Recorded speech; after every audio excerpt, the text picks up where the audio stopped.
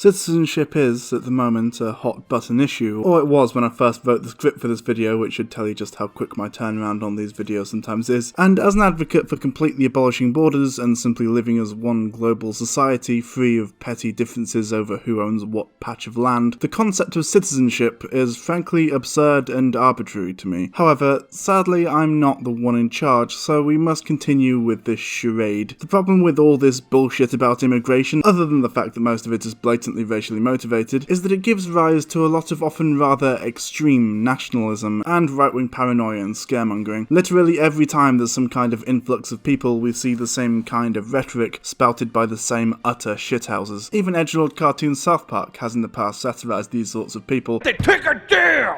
They took a deal! They took a deal! Though in modern times they've grown in power and influence thanks to the rise of the far right. The immigration scaremonger is not the creators of South Park. Notably, in the UK, with Nigel Farage and Tommy Robinson. Back in the noughties, we were laughing at and dismissing Nick Griffin for his barely concealed fascism, and how he thought he was being clever by talking about his ideology in terms of immigration and identity. There's a difference between selling out your ideas and selling your ideas. And the British National Party isn't about selling out its ideas, which are your ideas too, but we are determined now to sell them. And that means basically to use these saleable words, as I say, freedom, security, identity, democracy. Nobody can criticise them. Nobody can come at you and attack you on those ideas. They are saleable. Perhaps one day, once by being rather more subtle, we've got ourselves in a position where we control the British broadcasting media, then perhaps one day the British people might change their mind and say, yes, every last one must go. Perhaps they will one day. But if you hold that out as your sole aim to start with, you're going to get absolutely nowhere. So, instead of talking about racial purity, you talk about identity. But since then, the BNP has dwindled and almost completely been obliterated, only for its ideology to be adopted but further concealed and hidden behind opaque language, dog whistles and euphemism by UKIP. You've mentioned your discomfort at listening to foreign languages on a train recently. I made the point that I got on a train and went for several stops, and there were a lot of people around me and no one spoke English. And I thought, this is... I didn't say I didn't object to it. I felt slightly uncomfortable. And I think, actually, isn't that the problem? Isn't this, of all the countries in Europe, the most accepting, the most tolerant? You said, I don't feel very comfortable in that situation. You did say you had a problem. I didn't feel comfortable, no. Yes. Your wife is a German speaker. Well, my children are too, yeah. Does that make you feel uncomfortable? No, because they can speak English, and the whole point about How do you know those people couldn't? Well, maybe they could, but I got the distinct feeling that it certainly wasn't their language of choice. And if you look at the primary school situation in the East End of London, where you've now got schools where a majority don't speak English, doesn't that say to us? No, you've got doesn't schools... that say to us? Doesn't that say to us that what we want is a sensible, balanced immigration policy, where we want people with skills to come into Britain, but we also want integration in society. Of course we do. And the schools you refer to, the pupils you refer to, are registered and recorded as having English as a second language. They're not registered and recorded as not being able to speak English. That's precisely that sort of... And some of both. Well, yes, but no one's counted them, so your own children would fit into that category.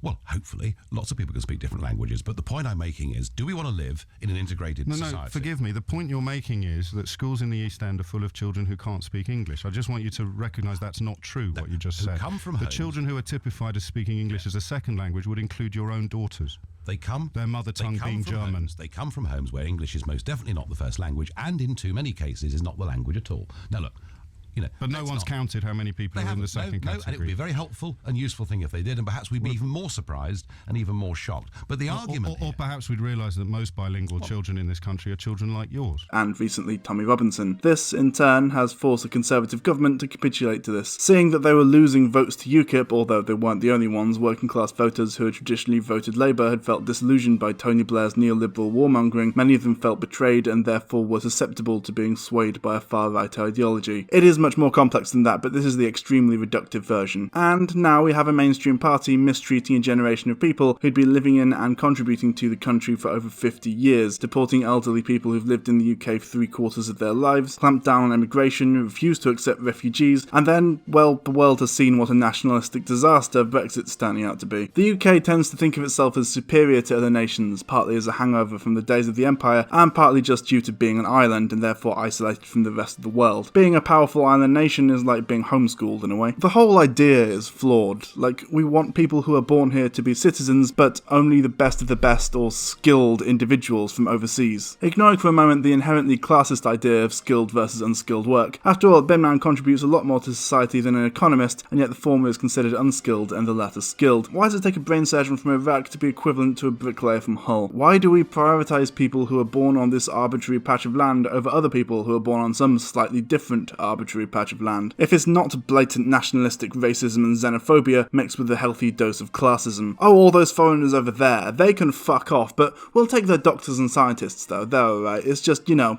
the poor ones. But their doctors aren't as good as British doctors, obviously. This was most memorably exemplified by the case of Shamima Begum, the so-called ISIS bride. So rather than me going on about it, though arguably I just have, let me use a case study. Before I do, however... Where are your borders drawn in black and white? Do they include the West Bank, Gaza, and the...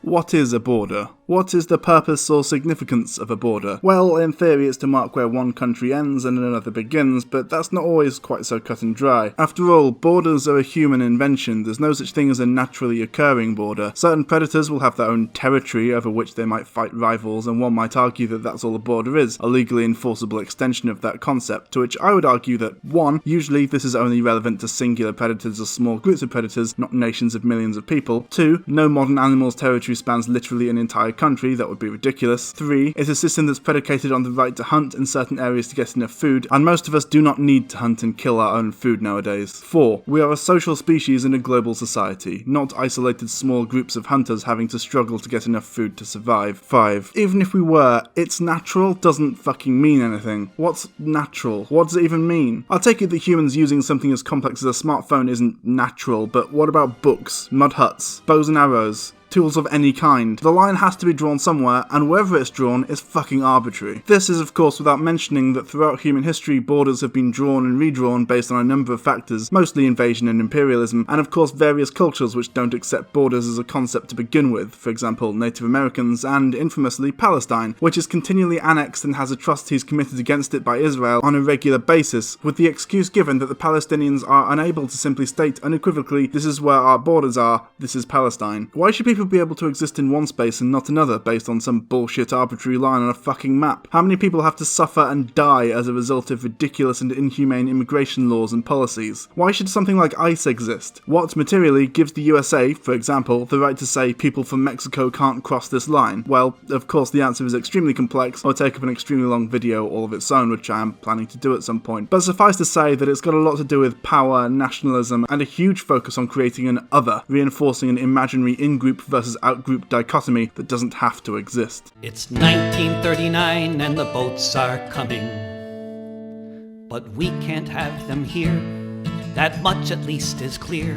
Our economy is poor. We can't just open up the door. We've got problems of our own. They should just leave us alone. They're a tribalistic race. They keep a separate space. They don't really integrate. For those who are unaware or who just aren't British, because I very much doubt the rest of the world gives a shit about our banal immigration cases, Shamima Begum is, or was, more on this later, a so-called ISIS bride. Essentially, at the age of 15, she was manipulated and groomed by ISIS members online and convinced to run away to Syria in order to marry an ISIS fighter and aid in furthering the goals of Islamic State. Her actual involvement in any combat or terrorist activity is unclear, though she did apparently once see the severed head of an enemy combatant but was unfazed by it. Several years later, now age 19, she apparently realised her mistake, escaped, and attempted to re-enter the UK in order to save her unborn child from being raised in the now non-existent, though not at the time, ISIS caliphate. This caused a lot of controversy. For example, a lot of people believe that she didn't express enough remorse for her actions, or else that by going overseas to fight in a force actively opposing the UK, she had revoked her right to British citizenship. She was 15 at the time, which in the eyes of many people in the UK, especially on the right, was more than enough to know right from wrong, and so on and so forth. Very little concern was spared for her unborn child, who of course course would also be a British citizen, or the many people in a similar position that had been let in by UK immigration officials in the past, or even the simple fact that actually 15-year-olds can be extremely suggestible and easily manipulated or groomed, otherwise To Catch a Predator wouldn't exist, and neither would half the sex offenders register, and yet here we are. That's a very difficult position to take though, considering the vitriol spewed in her direction and the fact that ISIS is the biggest political boogeyman we currently have in the West, not to mention the rampant nationalism the UK sadly suffers from at the moment. Wanting her to be brought into the UK, have her baby, and then stand trial to ascertain the truth behind her crimes and culpability for them isn't the same thing as condoning them or agreeing with her on her frankly heinously offensive statements, but for a lot of people it's almost the same thing. In fact, in the wake of her loss of citizenship, the government has stepped up its horrendous immigration regime. Just a couple of examples: a baby born in the UK to 2 UK nationals was refused UK citizenship, and in my own hometown 2 Chinese nationals who were working in a restaurant and had committed no crimes other than daring to exist in an arbitrary patch of land without the correct paperwork were arrested, and one of them was deported. It's simple conservative strategy really. Use one extreme example of someone who the general public might predictably agree should be stripped of their citizenship, despite it being against international law, in order to build justification for doing it to other people. After the Windrush scandal, in which the government was found to have been implementing a hostile environment policy in order to try to push people into emigrating back to a country they no longer called home, following the advice of a Prime Minister, who was Home Secretary at the time, who once famously stated her position as, and I quote, "deport first, ask questions later," caused widespread anger at the government. It seems that they haven't changed their minds on trying to keep the UK an entirely homogenous country, but they want to use the threat of ISIS as an excuse to do so. I'll finish up here by addressing some of the most common arguments I hear against letting Shamima Begum into the UK. She committed a crime against the UK and seems to show no remorse. So what exactly was to stop us bringing her back and making her stand trial for her crimes? She was a UK citizen, and this is how these things work. We've done the same for other similar cases in the past, but because this one involved a pregnant child, it got a lot more media attention. And yes, there are interviews out there where she says some pretty heinous shit, as pointed out by Paul, literally the British Alex Jones, Watson, who couldn't even be asked to check how her name is pronounced before going on a huge rant as per fucking usual. Meet Shamima Begum. But I thought the right were all for people being allowed to say whatever they want, especially if it's offensive. Or have we forgotten the huge outcry that flares up every time Lauren Southern is banned from entering a country? Whatever happened to the right to say incredibly offensive shit? Or does it only count when the offensive shit is actively victimising Muslims, not being spouted by Muslims themselves? If holding offensive opinions is enough to evoke citizenship, well then I guess Paul, Sargon, Dankula and all their chums can fuck off as well, rather than pursuing political careers by calling journalists who call them on their bullshit a giant bitch.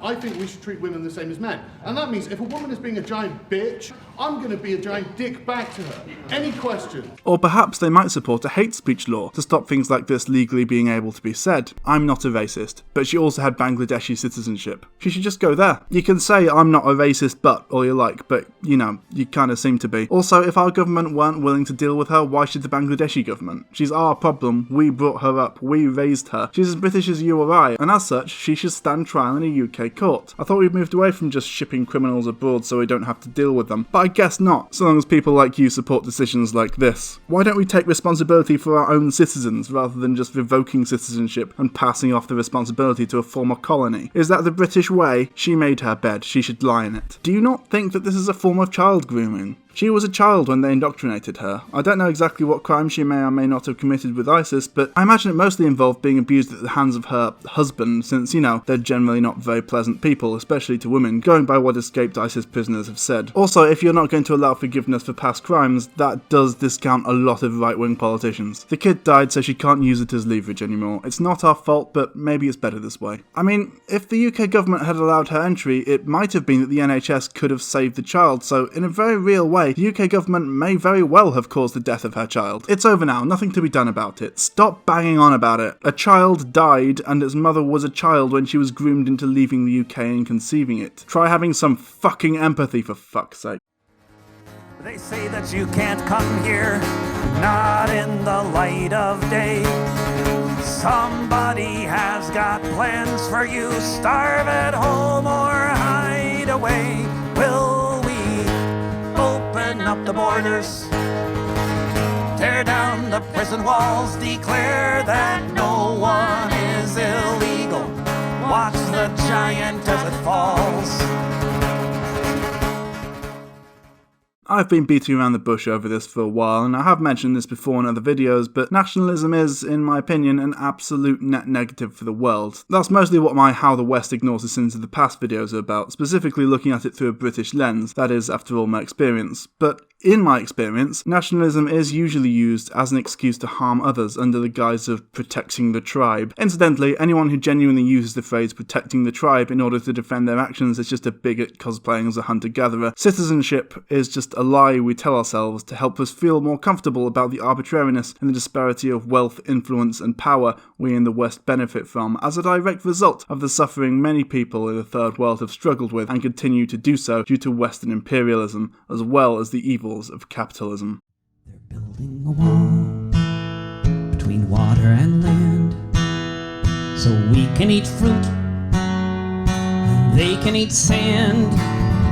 A wall to make sure that our orchards will grow and our kids can get fat and not need to know of the cities in ruins and the children in fear that your fathers and brothers in tanks might be near. A wall to keep quiet that which you fear most, so you don't have to listen to your grandfather's ghost. They're building a wall between future and past.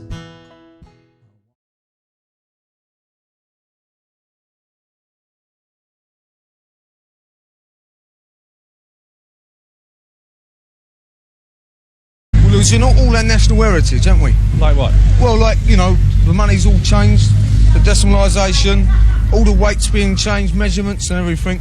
And I think, you know, we're an island on our own, you know, and let's face it, we once ruled the world, didn't we? You know? And now we're just being part of a community. I don't agree with it at all.